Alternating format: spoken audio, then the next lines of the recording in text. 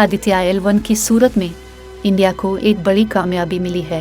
हिंदुस्तान के पहले शमसी मिशन ने कामयाबी के साथ तीसरा खलाई मदार मुकम्मल किया। सैटेलाइट के जरिए हासिल किया गया नया मदार 296 किलोमीटर दूर है। सैटेलाइट के ज़मीन के गिर्द चक्कर लगाने के दौरान इस तरह के कल 5 मदार मुकम्मल करना होंगे, जिनमें से 3 कामयाबी के साथ मुकम्मल हो चुके हैं। याद रहे आदित्य L1 2 सितंबर को कामयाबी के साथ लॉन्च किया गया था।